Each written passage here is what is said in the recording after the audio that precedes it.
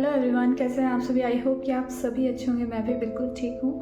अभी बज रहे हैं रात के 9:45 और अभी मैं पढ़ाई करना शुरू कर रही हूँ। इससे पहले भी मैंने कुछ पढ़ा है, अपना योग में मैंने पढ़ा है इससे पहले, और अब मैं पढ़ रही हूँ पेपर वन में मैं पढ़ रही हूँ टीचिंग एप्टीट्यूड। तो टीचिंग एप्टीट्यूड किसी ने मुझसे पूछा था कि आप पेपर 1 कहाँ से पढ़ रहे हो। तो पेपर 1 का अभी जो टीचिंग एप्टीट्यूड है वो मुझे सबसे अच्छा लगा है। डॉक्टर मुकेश पंचौली सर का यूट्यूब में एक चैनल है, doctor Mukesh Pancholi UGC net JRF। तो आप उसको एक बार चेक कीजिए। मैंने भी बहुत सारे चैनल सर्च किए थे, तो जिनमें से मुझे डॉक्टर मुकेश पंचौली सर का पढ़ाना बहुत अच्छा लगा है। तो टू बी वेरी ऑनेस्ट, मेरे को जो भी लगेगा मैं आपको बताती रहूँगी। ये तो है हमारा चैप्टर 1 टीचिंग एप्टीट्यूड। बाकी रिसर्च एप्टीट्यूड कहाँ से पढ़ना है वो मैं आपको बताऊँगी जब मैं रिसर्च एप्टीट्यूड में पहुँच जाऊँगी फिर, ठीक है। और कम्युनिकेशन जो है, कम्युनिकेशन भी डॉक्टर पंचौली सर ने बहुत अच्छा बताया है, वो भी आप वहीं से ही पढ़ सकते हैं। कम्युनिकेशन यानी कि संचार वाला चैप्टर है। अभी मैं पढ़ रही हूँ टीचिंग एप्टीट्यूड। आप भी खोलिए चैनल और आप भी पढ़ सकते हैं। अभी मिलते हैं, और ठीक है, आप भी पढ़िए, नोट्स बनाइए, और मैं भी पढ़ती हूँ, नोट्स बनाती हूँ, और फिर आपको मैं ट्राई करती हूँ बताने का कि मैंने क्या पढ़ा है, ठीक है। तो ये है मेरी आज की पढ़ाई जो कि मैंने करी है पेपर 1 में। देखने में तो बहुत कम लग रहा है, लेकिन मैंने थोड़ा समझ के किया, तो इसलिए ये इसमें इतना टाइम लग गया। और इसके साथ साथ मैंने अपना पेपर 2 भी पढ़ा, जिसमें मैंने धीरेन्द्र ब्रह्मचारी के जो 40 सूक्ष्म व्यायाम हैं उसके बारे में पढ़ा। अभी मैं आपको इसको एक बारी आपको क्विक रिवीजन करा देती हूँ। तो ये तीनों मैंने आपको कल बता दिए थे पिछले वीडियो में कि जॉन डीवी के अनुसार, रायबर्न के अनुसार और एडम स्मिथ तीनों के अनुसार शिक्षण क्या है। जॉन डीवी के अनुसार त्रिध्रुवीय प्रक्रिया है, रायबर्न के अनुसार भी, और एडम स्मिथ के अनुसार लेकिन द्विध्रुवीय है, ठीक है। ये मैंने बता दिया था। तो इसके बाद आज मैंने शिक्षा के अर्थ पढ़े। संकुचित होता है, विस्तृत होता है, मतलब कि ये नैरो माइंडेड होता है और इसमें ब्रॉड माइंडेड होता है। इसमें छोटी विचारधारा होती है और इसमें बड़ी विचारधारा होती है। इसमें औपचारिक होता है, मतलब कि केवल शिक्षण संस्थानों में ही एक शिक्षक के द्वारा शिक्षा दी जाती है। लेकिन इसमें औपचारिक और अनौपचारिक, मतलब कि इसमें आप घर में भी, ठीक है। अनौपचारिक मतलब कि ये जैसे कि अनिश्चित शिक्षण होता है, ठीक है। परिवार के साथ बैठकर जो आप सीखते हैं, समाज में जो आप सीखते हैं, मित्रों के साथ बैठकर जो सीखते हैं, तो ये एक ब्रॉड विचारधारा होती है। इसमें विस्तृत अर्थ जो है, संकुचित अर्थ जो है, उसमें एक औपचारिक शिक्षण होता है, मतलब कि केवल शिक्षण संस्थान में पढ़ाया जाएगा।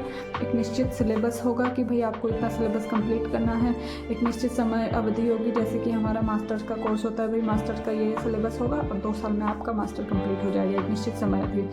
लेकिन विस्तृत जो होता है शिक्षण, उसमें हम अनिश्चित काल तक सीख सकते हैं, मतलब कि कभी भी, कोई सीखने की कोई उम्र नहीं है, कभी भी सीख सकते हैं। इसका एक उद्देश्य होगा कि भाई आपको पास करना है, फिर आपका रिजल्ट आएगा, फिर आपके ग्रेड आएंगे, फिर आपके मार्क्स आएंगे, ये एक उद्देश्य होता है। फिर आपको जॉब चाहिए, इसमें आपको जॉब चाहिए या नहीं चाहिए, लेकिन एक समाज के लिए, है ना, सोसाइटी के लिए आपको शिक्षण अधिगम बहुत ज़रूरी है, मतलब कि वांछित परिवर्तन आपके अंदर होना बहुत ज़रूरी है। तो ये हो गया।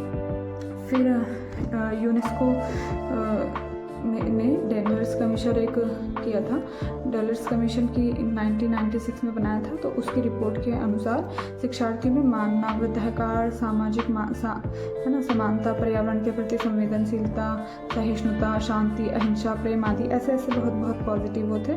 तो ऐसे मूल्यों को विकसित करने पर बल दिया गया है यूनेस्को के द्वारा, जो है डेलर्स कमीशन 1996 में बनाया गया था। तो ये मैंने इसलिए लिख दिया क्योंकि यूनेस्को से रिलेटेड जो भी आता है ना, तो वो समटाइम्स इम्पोर्टेंट हो जाता है।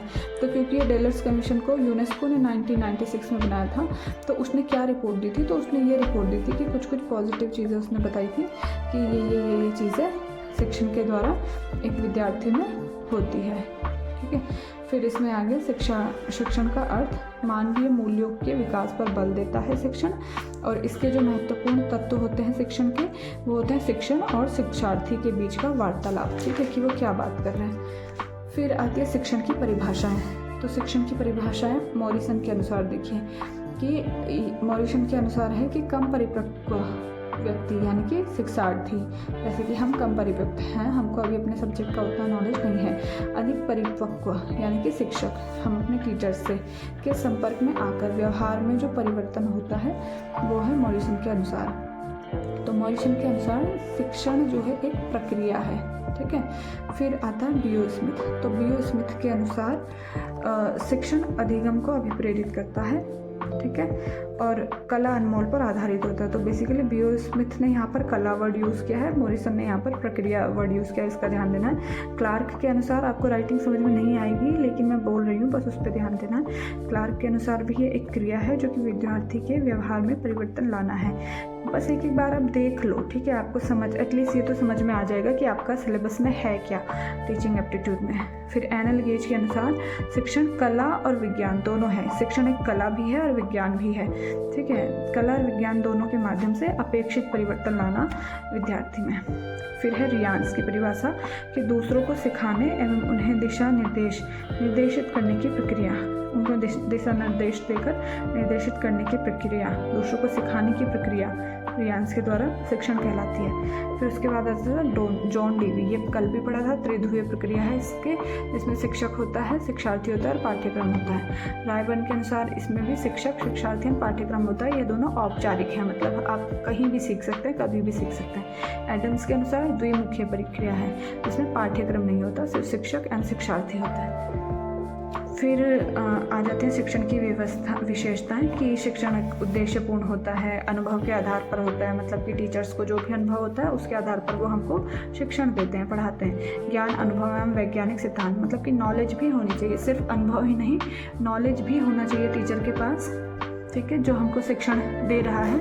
और अनुभव भी होने चाहिए जिससे कि वो एग्जाम्पल सेट करे और हमको एग्जाम्पल के थ्रू समझाए। और वैज्ञानिक सिद्धांत, ठीक है, साइंटिफिक प्रूवन भी जो होना चाहिए, ऐसा नहीं कि कुछ भी बोल रहे हैं और हम मान लें, तो ऐसा नहीं। और योजनाबद्ध गतिविधि होती है, जैसे कि एक योजना बनानी पड़ेगी उनको कि हाँ अब हमको ये पढ़ाना है, यहाँ से यहाँ तक पढ़ाना है, ठीक है। सुगमता और सरलता के साथ पढ़ाना, शुद्धता मतलब कि एक्यूरेट नॉलेज देना है। फिर एक सुव्यवस्थित ढंग से सिस्टमेटिक होना चाहिए। वांछित ज्ञान और कौशल सिखाने की प्रक्रिया, ये सारी विशेषताएँ होंगी। फिर उसके बाद पढ़ा, इसी में आपके 5 मिनट लग गए बताओ आपको समझाने में। फिर शिक्षण की प्रकृति, ये एक बौद्धिक गतिविधि है, इसकी 2 मूलभूत प्रक्रिया होती है, प्रशिक्षक केंद्रित होती है और शिक्षार्थी केंद्रित होती है, ठीक है। फिर शिक्षण के विभिन्न स्तर, 3 स्तर, ये बहुत इंपॉर्टेंट है, ये हम नेक्स्ट वीडियो में पढ़ेंगे। शिक्षण के 3 स्तर हैं, स्मृति, बौद्ध और चिंतन स्तर। स्मृति स्तर हर्बर्ट का है, बौद्ध मॉरिसन का है, चिंतन हंट का है। इसमें प्रारंभिक शिक्षा होती है, इसमें माध्यमिक और इसमें उच्चतम, ठीक है। ये बहुत इंपॉर्टेंट है, 3 स्तर, ये पढ़ना है हमको, इससे ज़रूर क्वेश्चन आता है। फिर शिक्षण में पाठ्यक्रम एवं पाठ्य चर्चा, वातावरण गतिशील, ठीक है, ये है। अब नेक्स्ट पढ़ेंगे हम, ठीक है। तो ये था जो मैंने पढ़ा पेपर 1 में। तो पेपर 1 में मैंने आज ये सब पढ़ा, एटलीस्ट कुछ तो मैं पढ़ा मैंने धीरे, और आई होप कि कल भी मैं अच्छे से पढ़ लूँगी। कल सुबह को भी मुझे 7 बजे निकलना है, तो मैं लेकिन ट्राई करूँगी कि सुबह उठ के मैं अपना स्टडी करूँ कल को। और अभी बज गए हैं 12 बज के, इतना टाइम हो गया, 12:15 होने वाले हैं। तो अब मैं सो जाऊंगी, क्योंकि फिर अगर सुबह नहीं उठ पाई तो क्लास छूट जाएगी, क्लास के लिए जाना है मुझको। और मैंने अपने पेपर 2 योग में भी कुछ पढ़ा। धीरेन्द्र ब्रह्मचारी के 48 सूक्ष्म व्यायाम और स्थूल व्यायाम जो होते हैं, जो कि हमारे सिलेबस का टॉपिक है, वो मैंने पढ़ा। और एक टॉपिक है अध्यापन की विधियाँ, तो अध्यापन की विधियाँ मतलब टीचिंग मेथड, वो पढ़ा। सो अभी के लिए good night, bye bye, next video में मिलते हैं। और पेपर 1 का इससे आगे का मैं आपको ज़रूर बताऊंगी, इससे आगे का, ठीक है। So please do like, share and subscribe. Bye bye, good night, take care.